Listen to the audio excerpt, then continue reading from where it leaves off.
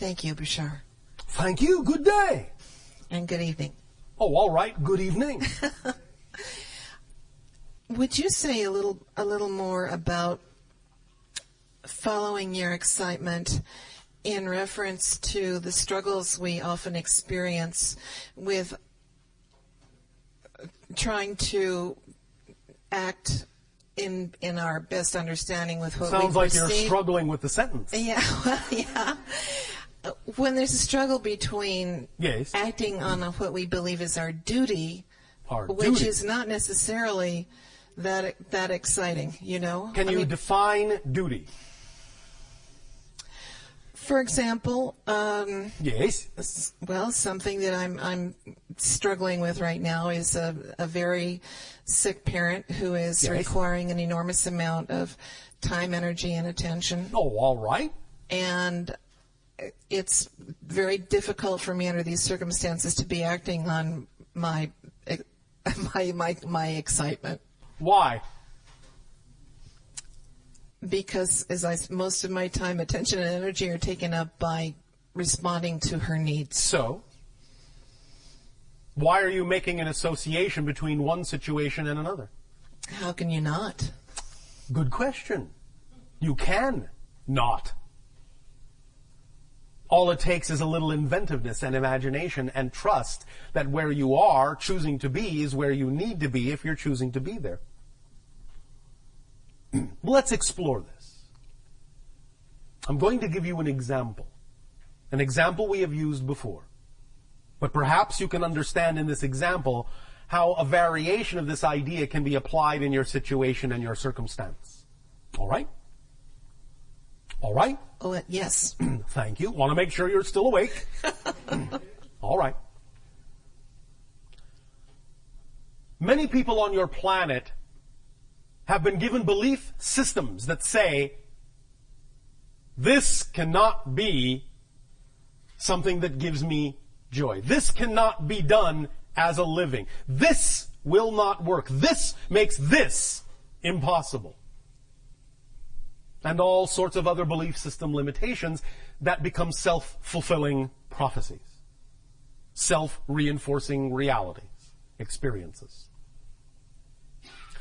People on your planet who have a different way of looking at things, who have different belief systems about what is and isn't possible, don't experience those limitations. Their reality reinforces for them the understanding that they can do this and do that. Like I said, it's not this or that, it's this and that. But it is often a limitation of imagination, a limitation of definition that allows an individual to believe that certain things cannot happen if they don't happen in a certain specific way. And it is relaxing the definition about how you think something must happen, how it needs to happen, how it can happen, relaxing those definitions that will allow you to actually experience how it will happen, but maybe not in the way you expected, maybe not in the way you were taught to believe it has to happen. You need to really stretch your definitions to include other ways, unexpected ways, creative ways in which you can act on your joy, while at the same time expressing your love for your parent. Do you follow? Yes. Now, before we continue, understand that this also extends to the idea of taking care of your parent. If you are willing to expand your definitions about what is possible in your reality instead of coming from a very limited point of view about how things must be done, as you say, duty, the idea is that even the caretaking of your parent could be being done in a very different way that's far more representative of your joy and your excitement. The idea is that you can attract to yourself the things, the people, the places, the things that can aid and assist you in that undertaking that are still representative of your love, of your caretaking, but you don't necessarily have to do it all yourself, and you don't have to assume that you need X, Y, and Z, or that can't happen. You need to relax your definition of abundance. Because abundance is just the ability to do what you need to do when you need to do it. That's it. That's it. That's the definition of abundance. And if you think you don't have what you need to do what you need to do, then it is simply your definition of abundance that is limited, that is allowing you to experience the limitation in your life.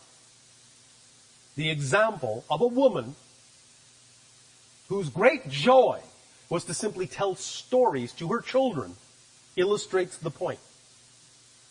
That was the most exciting thing she could think of to do.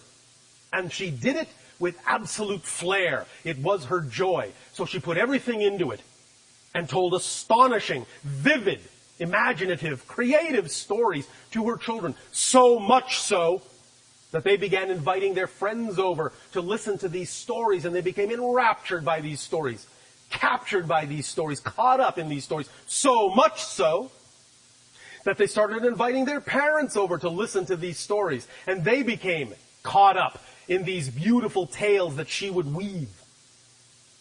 So much so that they began to give her money just to tell them stories, to invite her to different houses just to tell her stories. And before you know it, she was making a living just telling stories because that's what she loved to do.